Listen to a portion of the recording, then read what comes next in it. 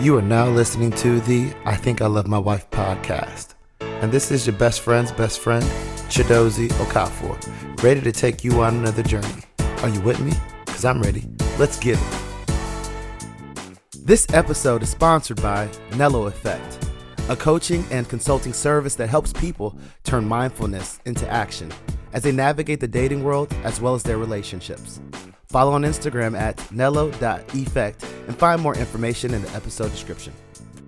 Welcome to another episode of I Think I Love My Wife. I'm Chidozie Okafor, and Aubrey was so gracious to join us again.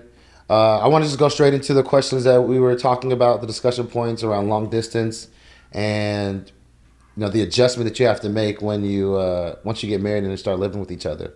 And so I know we talked about essentially your entire relationship up until time you guys got married, of being in a long distance relationship, and you guys were both in similar spaces of life, similar business, so it fit.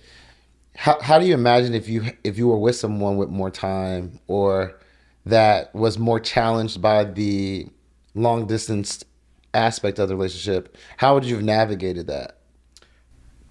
Maybe I would have been in a relationship as long. Quite frankly, it's Liz and I being in a long distance relationship wasn't intentional. Us finding love in I don't even want to say a hopeless place, but in law school wasn't if law school could be considered a hopeless place. That wasn't that wasn't the goal. Mm-hmm. It was a product of just being responsive to life and what life, and I'm a religious person, so the Lord presents. So if I would have found someone and wasn't aligned, it probably just wouldn't have worked out, and I probably would have went through more of my law school experience either single, or I would have found someone locally or someone else. Yeah, you'd have been outside. I would have been outside a lot more. Outside.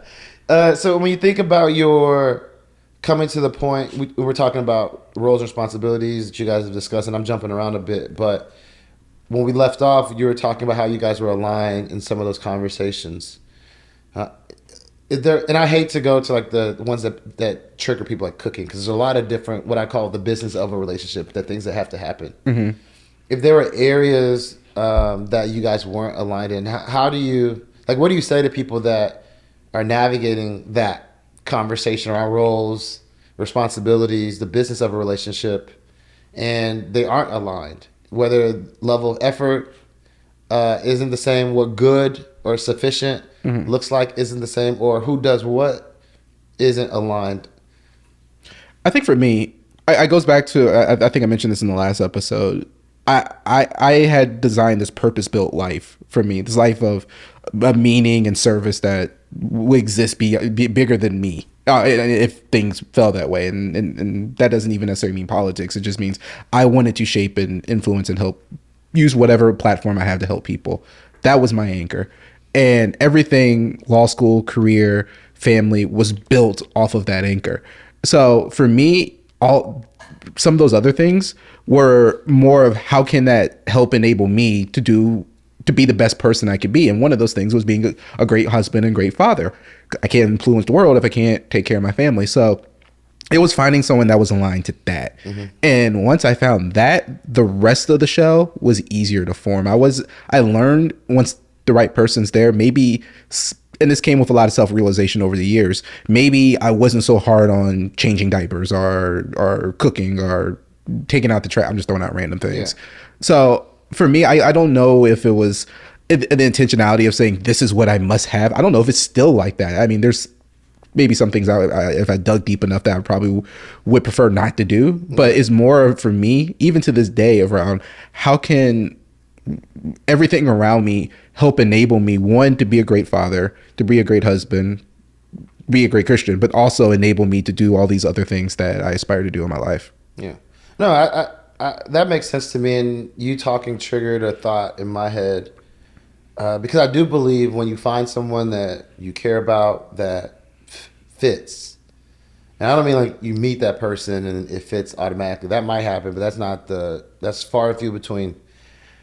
That you tend to make concessions for things that you thought you wouldn't have. Not saying you're becoming a shell of yourself, but that's just like the compromise of a relationship. That's why I have this platform, because sitting in conversations where people would say, I would never do this. And I was like, you don't know when you love someone and that person loves you, what you would do and to the degree you would do it without feeling like slighted and all that.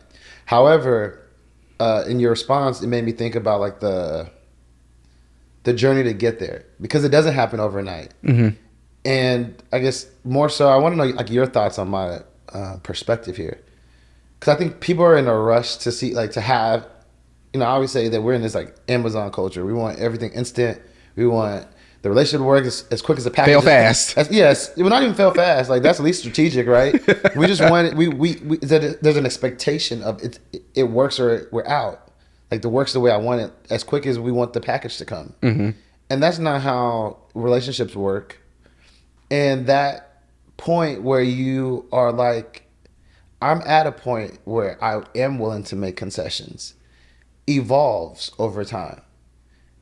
And what I found to be a challenge is that people want people to be there faster than they can get there. And there's not a lot of respect for the journey.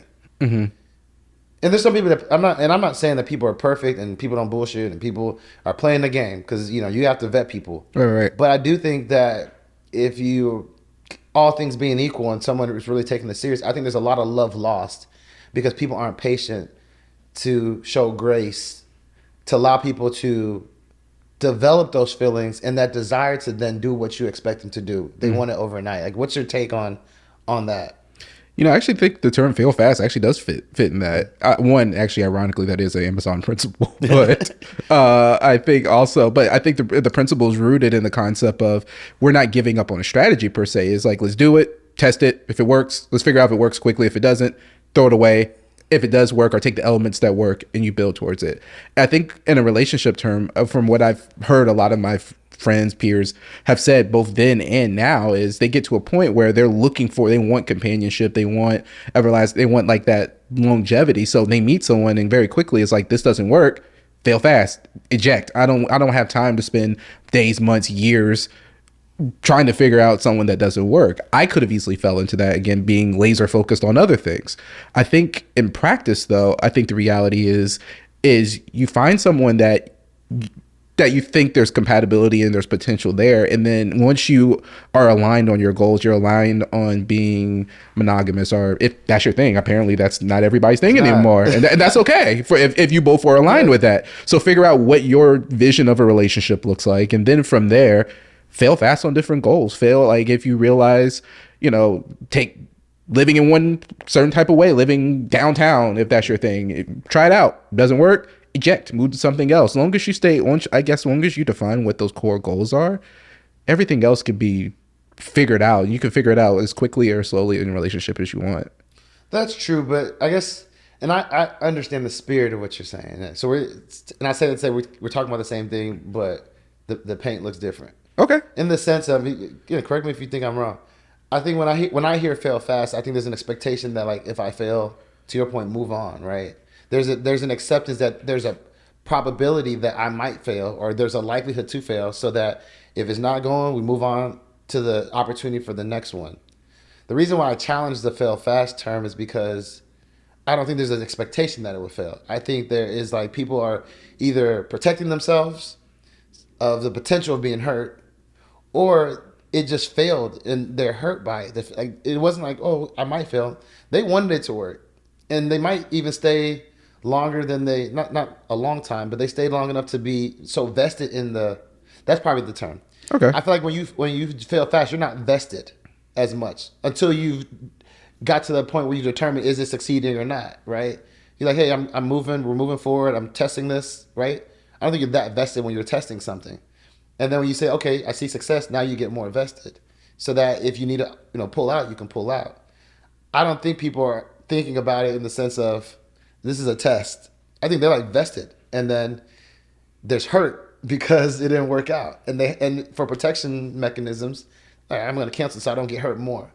I can agree with that, and I can see that. I think that in the paradigm what I'm discussing is more of within compromise and things where we have to compromise, where I think it's important to walk into it saying, both sides saying, hey, look, I'm trying something that's outside my comfort zone, and this may not work. And understand. So I think to your point, I think people walk in not thinking it's going to fail, but I think maybe for some people, a healthy way of looking at things after you've built the foundation is, and with a compromise, this may not work for that person. And how are you going to work through that compromise? Or is it a minor tweak that needs to happen, or is it a more substantial tweak that needs to happen? And then how can you employ the tools on the onset to be able to navigate that? I think that's more of what relationships are, because in reality, at least for me, nothing stays the same. I mean, the thing about a relationship is things are constantly in motion and things are constantly changing. So to your point, I think it could set yourself up for failure if you walk into everything thinking it is every situation within the relationship like it's going to succeed. I think having a health, if it's something that someone's walking into that's a little bit uncomfortable, I think having, it goes to the term of having boundaries. Like where do you reassess it? How do you create a culture where you can feel comfortable raising concerns and being able to tweak it so that way people can feel more comfortable and keep things moving. No, I agree, and you said the word boundaries, and to me, that's where I believe in dating. People lose themselves, and you mentioned like you have to set the boundaries for each other, for yourself, right? Some of it, I think people don't understand where their boundaries are, and that's why like you have to do the work internally. Go talk to a therapist. I'm all about mental health, to really understand where those boundaries need to be set for yourself, right? And where do you offer grace? But I think people in the idea of wanting it to work are willing to compromise boundaries. And I'm not saying be so rigid, right? There's balance. But people are willing to compromise boundaries for the sake of trying to make it work. That's where more hurt comes from. And I like that you say you have to hold fast your boundaries, because my belief is, at least from what I've seen and people that I've talked to, is that people, there's also a fear of, well, if I hold my boundaries, this person doesn't, this person crosses them, then I might lose them, right? If I hold firm. And to me, that's the right decision. Like, let them go. But this desire for companionship, the desire that, XYZ is working out right, and there's potential, or there's hope, I should say, more than potential. Right. People say, well, it's okay to move this boundary a bit and move that boundary a bit. And I think that really comes from being really introspective and knowing like yourself and knowing why you have the boundaries, not just, hey, I'm putting this boundary. Let's say you say, I'm not having sex, right? Well, knowing the why behind that and having a why behind that, then just, well, I don't want him to think that I'm just about, well, that, that could be a reason, but is that meaningful to you, I think in a healthy relationship, boundaries are meant to be explored. And to your point, I think that's where the responsibility of the individual whose boundaries are being explored is their responsibility to step up and say, you know what, this is as far as I can go. You can't put that, without it being communicated, you can't put that on the other person. So I think what you're describing is what happens in a healthy relationship. And then to your point where it becomes unhealthy is when it's like, I feel like I'm being asked to go further than I can. That person has to make a decision of, is it worth it me to exploring if this really is my limit? Or does this other person need to make modifications to their behavior, or is it best to eject? Mm-hmm. And I think that will exist in different phases in the relationship. Is it newer in a relationship? Are you engaged or married? When these are happening, are there kids involved? I think it's a spear. I think it's still the exploration of that, though. And to your point, communication both, and if you need to, talk to therapists and self actualization through all that as well. For sure. As you were talking, I was thinking, to what degree do you feel as a man that, let's say you're aware of a boundary. I use sex because sex is like the easiest thing to talk about. To what degree, if you're aware of someone's boundary, that you are responsible for also trying to uphold their boundary. So let's say someone says they don't want to have sex. Like they're trying to wait to have sex. However, they are putting themselves in positions, right, where it's close, right? And then when you get there, they seem like they're about to, is it the man's responsibility? And I use that as a proxy. There's a lot of different scenarios where this person may say, hey, I want to do this, or I don't want to do this. And then from your perspective as a man, you're like, well, you keep putting yourself in this position to cross this boundary. Like, do we have a responsibility as men to help that person say, well, you say you didn't want to have sex, so we're not going to do this. We got to stop. Like, what's your take on that? I think in today's culture, I think that can go either way. Ironically, the woman may want to explore things that a man's just not comfortable with. Yeah, and vice versa. So I think under that premise, I think, of course, Okay, I'm a lawyer, so everything's a negotiation Yeah. for lawyers. So yeah, if that's something you want, that's your job to convince the other person that, let's try this. That's perfectly acceptable and healthy, in my opinion. I think where it becomes a problem is when the person communicates that no, this is it. Now, to your point, if that person's continuously putting themselves in that position, I think that's the discussion that you have.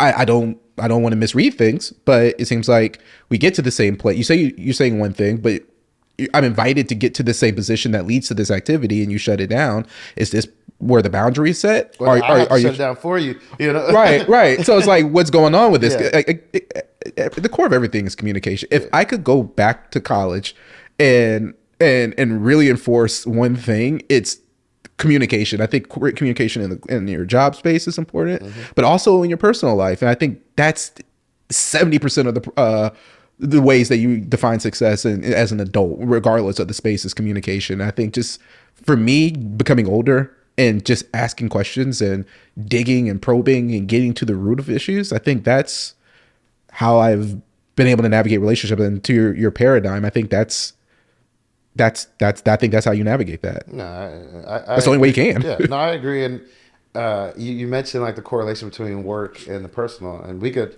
be here for hours. I think work and employment is a great proxy for relationships, personal relationships, outside of the feelings and the business of employment. And so we could talk about that for days, but I do want to get back to you mentioning like there were some tough choices that you and Liz had to make in terms of who's going to move, who might have to leave their job. Can you like not rehash, but restate, what were some of those tough decisions that you guys had to navigate in terms of someone making a concession or trade-off and compromising? And how did those conversations go? Because I imagine it wasn't just, Liz, you will do this, or, Aubrey, I ain't doing, I don't think it was just one and done. So how did that go? And what were some of the things that were could have been deal breakers if you guys didn't get to a point of alignment? I think so. Through our relationship, we lived between the two of us 5 different states. So over those 5 years, so it was, to your point, it was one, where do we see ourselves living together, like in a perfect world? And we both wanted to we both loved the South/Texas, and we both felt cost of living, ideals, norms, proximity to family, that's where we wanted to be. So that was one. We were aligned there. Now, where in the South/Texas we wanted to live, that was the next question, what made sense for career. So Liz finished up law school in Houston. She got a job. She graduated before I did. So she was anchored in Houston before I graduated. I was like, okay, I need to get to Houston. That's what I tried to do. Somehow missed Houston and wound up in Seattle. It's a bit, you went left and north. I don't know. It's like a bouncy ball. Don't know how I got up there, but it was a great opportunity. It was a great company. I wanted to be in aviation at the time, aviation law at the time. It just worked out that way. So it was communication. Hey, it's a great opportunity. This is not what we discussed. This is not somewhere that either of us had on the radar, but does this make sense? We said it made sense. So it got to the point, though, when we got engaged, it ultimately is like, where do we want to live? And at the time, there were some personal things going on with health, with family, and it just didn't make sense to live in Seattle. But before that happened, we made the call after we got engaged. It was almost like a game. We started both applying to jobs in each city, so see what's hits first. So along with personal, it also aligned that I got a great opportunity in Houston at the time, and I took it, and we just didn't look back. Was there any other areas that require that level of discussion to get alignment on, in terms of trade-offs and concessions one may make? I think family planning kind of comes into that. You mentioned when, how many? Yeah, when is the appropriate time? When do we feel comfortable enough financially to start look at it? We had enough time post-graduate school for anybody who's gone to law school or med school or pharmacy school or anything that's multiple years, MBA. Yeah. Not only that, just time. You feel like you spent, like for us, you said it in the last episode, from the time I graduated undergrad to the time I got finally got past the bar, got settled and everything, I'm moving into my late 20s. I spent most of my 20s in academic settings, and I've watched my friends travel and jet set. Life goes on, and you still kind of in pause because you have to finish this to proceed. So definitely get that aspect of it. This episode is sponsored by Nello Effect, a coaching and consulting service that helps people turn mindfulness into action as they navigate the dating world as well as their relationships. Follow on Instagram at nello.effect and find more information in the episode description. When you look back at your long distance piece of it and then the integration of your lives, what would you say was because now you're living, let's say fast forward, you're living together now. What were some of the biggest adjustments that you all had to make, given this is your first time truly living with each other? I think it was kind of building on that same point. It was the escalation of everything else. How do we quickly live life and then transition to the next thing? Because when you have kids, you're going to enter in a different phase and you're not going to have the flexibility. So it's like, how do we jam into, a few years into all these, like traveling, seeing friends, making up all this time. Now that we have a little disposable income, doing some of the individual things that meant, like my wife is big in musical theater. How can she do shows after work? How can I travel to see friends or go to sporting events or whatever before we start having to have the conversation of having kids? Because there always is the biological clock because of her being able to carry children at a reasonable age and not escape that window. So for us, that was more of our challenge from engagement. So we got engaged 6 months later. We're living in the same city. Maybe about 6-7 months after that, we're getting married. From that point, so we're adjusting to each other living in the same space, and then also adjusting to how do we, because we know the biological clock is ticking. How do we jam all these other life experiences quickly before we have to transition into this next wonderful thing? So what I hear you saying is there's a lot of change happening. You guys are navigating a lot of change as a couple, and then you're in this phase where, because of y'all's experience, both parties have things they want to do personally to live life, because there's a shared goal of we know we're gonna have to buckle down again to have kids, enjoy things we want to do together too as well. And so was the decision, let's say around the time of marriage, was the decision already made for you guys when you would have it, or you guys were still trying to? It was a constant negotiation. What was the negotiation? When did you want to have kids? I definitely. Rocky was like, listen, let's get him. I was the opposite. I was like, push it as long as we can. She wanted. I don't know if it was necessary that she wanted them as quickly, but I think she was looking at her own clock of being able, like, I got to carry these. That clock probably created a greater sense of urgency, so to speak, for her. And she always wanted to be a mother too. So I wanted to be a father too, but that was a core piece of her. So the clock and then her own desires, I think, definitely. She had a different timeline. And so you said that there was multiple conversations. Was it a function of, as you guys are, I'm sure, talking about the things you want to accomplish and make time for individually and as a couple, were you guys like trying to, like, I guess I'm trying to understand how far apart were you guys to, I see it in my head, and I'm thinking out loud here, it's free agent season. And I'm trying to figure out, am I going to franchise you or not? We're negotiating. We know there's a clock, right? Mm-hmm. So there's things that are happening in good faith, right? When, we still have this relationship, but I know there's a clock before we have to make a tough call. Like, how are you guys feeling about it? Was it a series of discussions that was getting you guys closer to where you guys wanted to be decision-wise? Or was it just conversations that didn't really, as they were happening, give you guys more of an idea of where you guys were going to land? My wife definitely wanted a time. She was like, I want to know at this age or this year. And I was like, I can't tell you how things are going to look in 6 months. So what was her reaction to that? Stares of discontent. Because what I want to highlight is, like, these conversations are not always fun, right? Because I think it's easy to say, well, we did this and we did this, and someone can envision, well, it was just a joyful conversation. Not joyful, but it was a calm conversation. She said this, I said this. We like, here's where we can meet in the middle, right? And there's those periods where someone's saying, I want X. And you're like, well, I don't know if I can give you X. There's reaction, there's response, and then there's the, reflection, so to speak. And then there's the next conversation, right? And the next conversation could be, I still want X. And you respond differently. Or, hey, this is how we can make it work, right? And so I'm trying to just help people understand, like, how those work so they can set expectations if they're having those conversations, in the sense of, is it a gradual? Is it, there's going to be some periods of, you're not going to like the person you're talking to while you're having these conversations as well. I don't think that was our case. Yeah. I think I think those are nuanced. I think Yeah. it depends on what it is. I'll say for us that we both knew we wanted children, so that there was no barrier over that. The issue was just timing. So we knew we had the anchor. True, but the So timing it was, piece, right? It was the where, time. yeah. So how do we figure that out? I think where we eventually actually landed on, and there were different factors that affected the timing: stability of finances, savings. Do we purchase a house first? There were a lot of other things within that. So that's why the conversation was a little fluid as we were building. Where we eventually landed on was we agreed on, for Liz, was like, you know what, let me go start doing the workups to even see if there's anything I need to be aware of that could prevent us from having children. And you need to do, you do the same thing too. So that's where we kind of agreed. And from there, that dictated. Yeah. And I like that you said that, because what I think, and when I say I think, don't mean it's right, but I think there's the desire to want to do things, right? Whether it's have kids, have a house, whatever the thing is, right? And there's a reality of what needs to be in place to support that. Mm-hmm.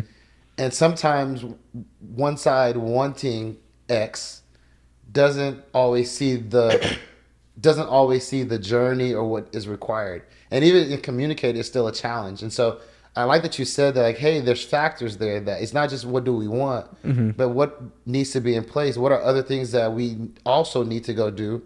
And what's the sequencing of that to then, dictate or inform what we go do next, right? Or how we do it. And then something else that resonated with me is let's go figure out what's going on. And me being older now, and I say, I don't think got engaged later in life, but I'm older now, and have seen some of the things that my friends have had to navigate. Like, I'm on the pretense, like, let's go do that. Like, and I think that's like, and even to the extent, like, I would want my kids to go have, like, as soon as you're out of school, like, let's go start seeing that, because someone told me, you could be trying for 6 or 7 months to a year, only to find out what you could have found out 6 or 7, months ago, had you just known. And so I just wanted to get your thoughts on that. Have you heard that before? Is that a new perspective you have that you would give advice to, of like doing that, given your experience of y'all want to go do that to inform it? I agree.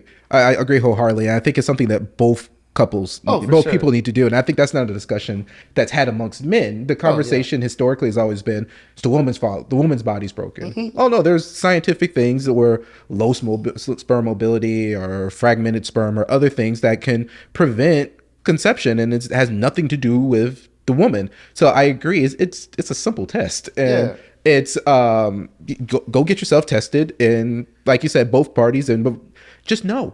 It's a simple thing. Your insurance pays for it. You spend a few minutes and you give samples, and you go about your business. I agree, because I think, both parties, at least from what I've heard, like you find out about whatever you find out, right? And if you find out about certain things that may be challenges, there are some that you can't do anything about, and that's just the reality that you're in. And there's some that you can play a role into improving. And so to me, it's like, and I'm data driven usually, so it's like, hey, let's know what we know, so that if there's something that I can do or you can do to like improve our chances, that we have the opportunity to do it, then waste time just trying because that's what we heard, you just try. And I think there's a little bit of, take out the economic aspect of it, if they have insurance or not, but there's some taboo around like having to go do it. Why do I need, especially on the guy's end of it. But that knowledge base just sets you to be more informed about decision making moving forward. And it wasn't until talking to various friends that have had children, some natural, some through other means, that was a common theme. Like, if I had known, I would have just done this sooner, so we could just start the process informed versus kind of just wasting time. I don't know if wasting time is the right word, but just time could have been, eliminated from waiting, then realizing the same thing you would have found out when you started. Here's the thing about that as well, too. Sometimes conceiving is a excuse me, it's a difficult thing, and it could be a lot of other emotions can get attached into the longer it takes. It becomes more stress into the relationship. It can start unearthing other problems that necessarily weren't problems that become magnified, and relationships break up. It's very common in the IVF community that couples that go over a certain period of time have significant challenges that are arose, but or resentments. But maybe you Oh yeah, waited I too can only long, or imagine. like you said, if you waited too long to get checked, well, if we would have known that, we would have spent thousands and tens of thousands of dollars going this way, where we could have fixed it that way. So to your point, I think it's with everything, it's there in life. If there are options to your point to just get certain data points, just get the data points. It eliminates further issues. You can make an informed decision. You may realize you have more time, or in this particular example, are you need to get started a lot quicker. Yeah. So I want to pivot a little bit and just we started with your wife and you. We talked about a lot of good things, but I just want to learn more about your relationship with her in marriage. You guys have been married for a bit of time. I always say people that got married pre-COVID and still here after COVID, you got something to stand on. And so, what do you think? Yeah, well, I'll start it this way. How do you think you've matured as a man, and in marriage as a husband? I think communication. I think knowing more about myself, being anchored more of what's important to me. I met my wife at 21. So I was still learning a lot about myself. I thought I had it all figured out at 21, and look at 35 and where I am now. It's like I knew nothing.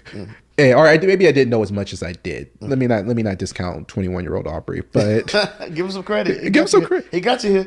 Look, it wasn't too far off. It was more of on the fringes of things so I was, in fairness. So I think being more refined in that and being more anchored in who I am and knowing what my boundaries are, and I think then being able to communicate that in the relationship is definitely probably one of the biggest places I've grown. Good. So to flip that question, and put it in the context of your wife, how do you think she's matured or grown as a individual, but also in marriage as a wife? I would say the same thing, honestly. And actually, I'll give you an example with communication. It was something that always used to kind of make me cringe, and it shouldn't have. Where I see parents, you play sports, Yep. right? Growing Used up. to. I'm retired now. You're retired. On a basketball court, they always say some of the best defense is communication or offense. You're always communicating, switch, pass, move, set a screen.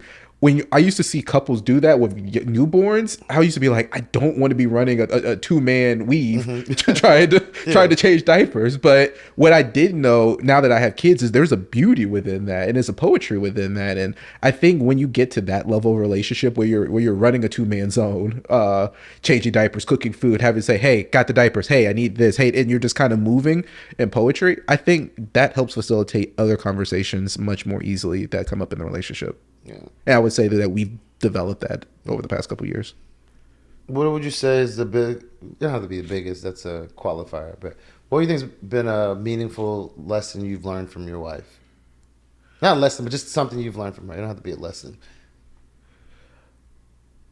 It's a good question. Survive, forgive in advance. Say it again. Say it slow for the people in the back. Survive, forgive in advance. Okay. You want to say anything more about that?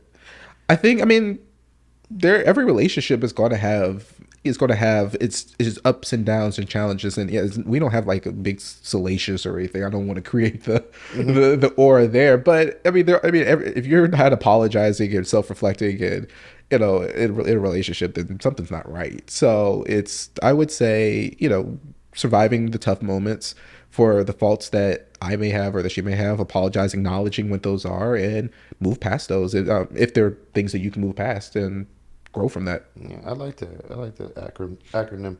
Or those themes. How would you say your wife makes you better? My wife is definitely a very details person. She's definitely a person that likes to have a plan. She's a person that wants to ask a lot of questions. And I think having someone to double check your thoughts or your perspective on things makes you think more deeply about before you present something to them or before you pursue something. It just is that extra layer of thinking more critically and deeply of moving into things. I think that's one of the big things that she does. Cool. We talked about it a little bit, but what's your point of view on, one, being a leader, and then 2, being a head of household in your marriage and family?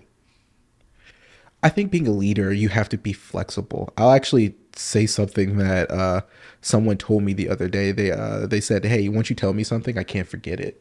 So don't be wait until you temper what you tell me, because I may get excited by it and then I can't forget it. And I thought about that, and I was like, leadership should be flexible. I mean, that's that person's boundaries not respected, but for me, for leadership to be flexible, I want to know things that are on your mind as you're developing it, because I may be able to influence it. I may be able to modify it. It may be something to be modified. So I think in the context of a home, I think being a leader means creating open spaces, creating opportunities to have conversations, getting to a maturity point where you can handle difficult conversations and be able to react appropriately and still be able to find ways to advance or move past or heal or whatever the course of action may be from it. And then also make sure that we're providing love and support. I think that in allowing to be led, because you can't lead everything, allowing other people to take lead on some things, you take the lead on other things, and you ultimately lead together. Yeah. I was surprised in the first episode when you described your wife, not by your description of her, but you start off with yourself and you said, well, I have a big personality, and then she's bigger. At least in my engagement with you, and I usually see you all together, you're always real chill. Not that you don't have personality and you're boring, but you're just real chill. And next to her, it could feel even more chill. How do you navigate, knowing that you have a big personality with what someone outside looking in, right? Because what we get on the outside may not be the dynamic when it's just y'all two, right? How do you navigate what on the outside looks like someone that's, type A, that is very much what I would call like a dominant personality, has a point of view and opinion. How do you navigate that with what you talked about just now, in being a leader and just navigating that in general? I love that question. It's some of it's just adaptation. My wife is naturally a performer. She was a singer. She has a beautiful voice. She's an actress on aside from her day job. So it's just innate within her. And to your point, I'm at my core, I'm naturally a more chill person, but I have I like to think of personality too. So it was born out of just adaptation. You can't have two people sit in a room both being crazy and off the wall. Mm-hmm. So I became more comfortable when we're together, allowing her to be more of the more vocal or more energetic personality, and me being a little bit more chill. And I think we find the balance within that. I think the dynamic doesn't change. We're both type A in our own way. Again, we both lead and have our own times where our personalities may become more dominant than the other. But definitely, yeah, that's just one of her strengths. She's a very energetic, outgoing person, and something I love about her. So when she's in the zone, let her do her thing. I mean, I'm confident and comfortable enough within myself to lead my own way and to express myself in my own way. Yeah, I like that you said that I am comfortable and confident in myself. Right, I'm watching Love Is Blind right now, and you see it in these shows, and I highlighted their shows, but you also hear dynamics of where, and I think women deal with this, where when they're too loud, right, when they're too opinionated, when they are more type A alpha women, that can be a challenge. Or you'll hear women say that guys don't want that, and so I'm curious to just know, like, what would be your response to that? I think people have a lot of cap. I think at the end of the day, people want, when you get with who you love, there's certain things you're willing to do. Like going back to the example you're saying, how do you deal with someone with a bigger personality? There are definitely times where if she's talking over me, I'll be like, hey, let me finish my thought, and she'll stop. Or if she's doing something that makes me feel uncomfortable, we'll talk about it in the car, or we'll talk about it at home. Like, hey, can we not do that? Or, hey, like, I don't know if you realize this, but, can you chill? And she'll do the same with me. I think that's how I think is the willingness to work through that. And one, realizing what that boundary or what that thing is, but then two, working through that is how you find the comfort.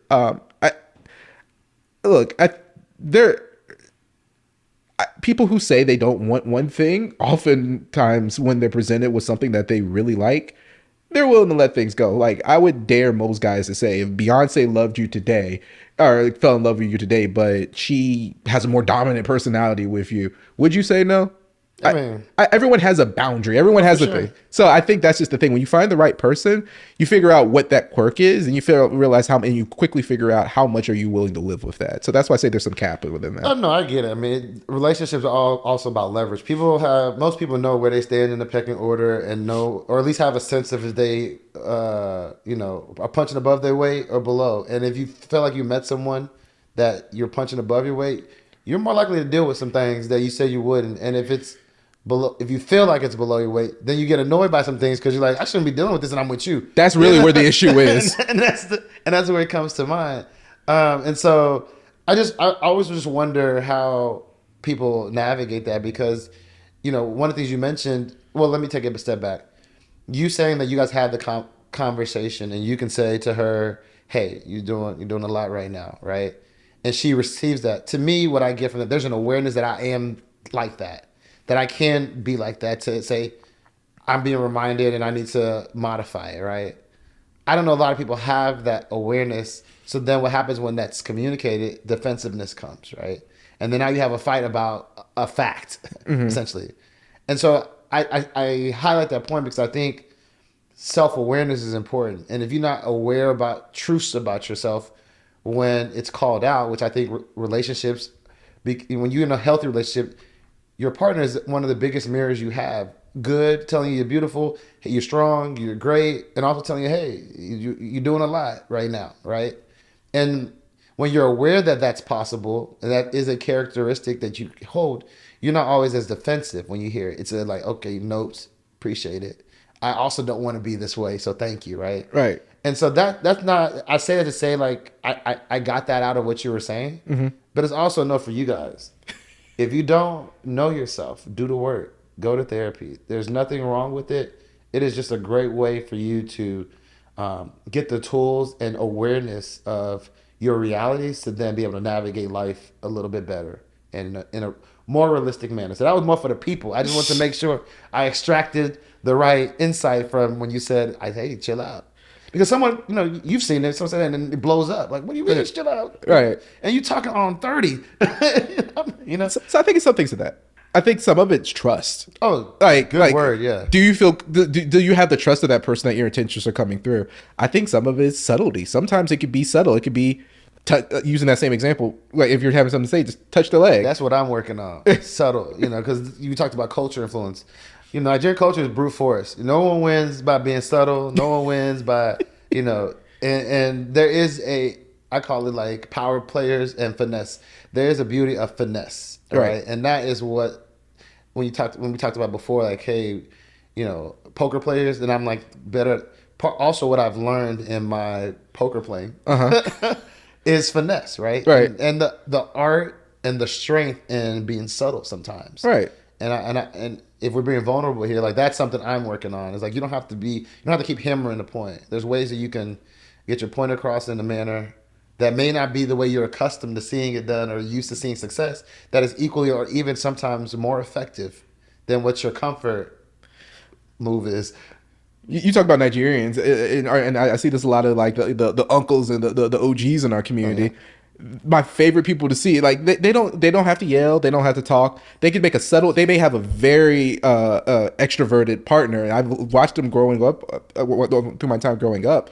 They'll make a simple gesture. They'll be like, hey, or they'll touch their leg, or they'll make a simple motion, and it's just like that person all of a sudden they know what's up. They know they got to make a quick modification, and you can tell that's based off mutual respect, and like they have whatever the way figured out when person's going too far. It's like, they gave me that look. Hey, chill out. So I think there's a beauty. I think, to your point, there's art to it. Like that with my dad. She'll give me that look. He's like, all right, this is not the argument we're gonna have.